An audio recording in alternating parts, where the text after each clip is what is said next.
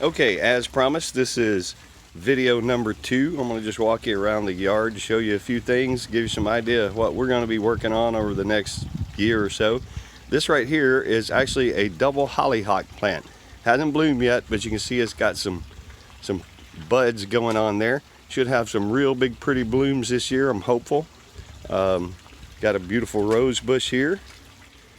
A angel's trumpet tree. Now these things are beautiful, but you got to watch. Now the leaves and stuff can be toxic for some people. The angel's trumpet, I'll talk more about that later when that thing blooms. Got one of our biggest centerpieces of our yard is our ornamental koi pine. Now this thing began as a little circle right here where you see that thing there is called a swim skim. I'm gonna do a shorter video on what that thing actually looks like after I clean the filter.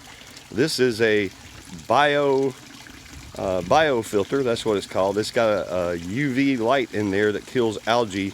This thing used to be really green. We added that biofilter last year, and this UV filter the year before. You can see our resident red ear slider turtle over there.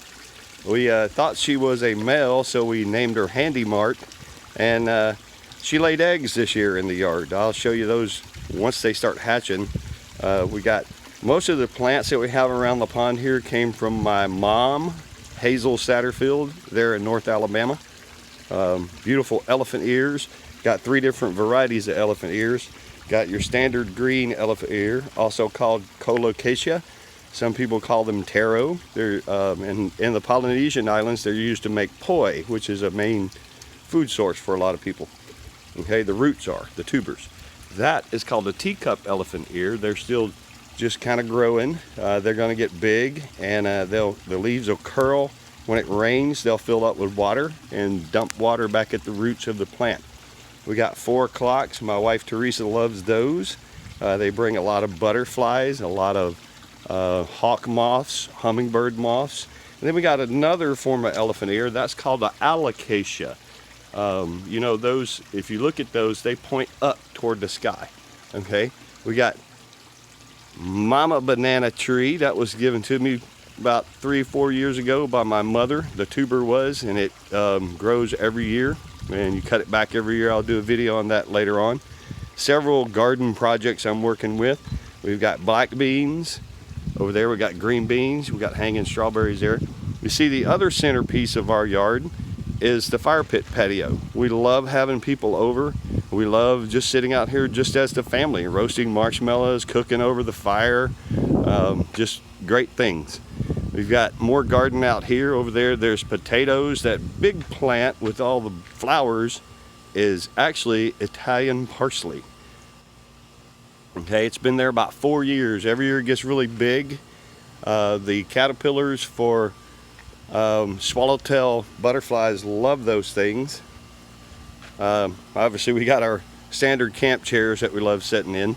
More banana trees, rain barrel, good part of our yard. Okay, I've got it hooked up to a spigot, and over here I've actually got a soaker hose. I haven't buried it yet.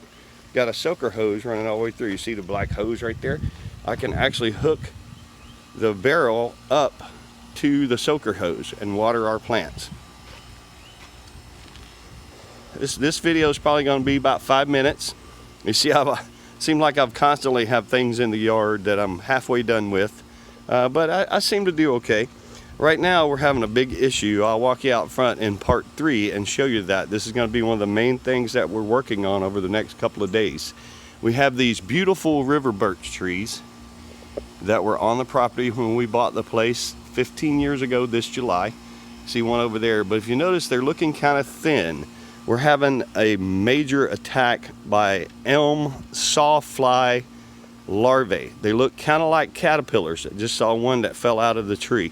I just sprayed for mosquitoes earlier, and hopefully it's going to take out some of these things too. There are thousands of them, and they are decimating our trees. That's going to be one of the things we're going to be working on over the next few days. I will try to video that. Got obviously a little pool here. We like to take a little dip every now and then. And some other various plants that I'll be talking about over the next few weeks to months. Okay, y'all stay tuned. Hopefully this will be good. Feel free to give me a like and a share. And please subscribe. That's Old Redneck Trapped in Suburbia. So give us a subscribe, and let's try to work out some problems together, and maybe I can share some tips that might help you out. Thanks again.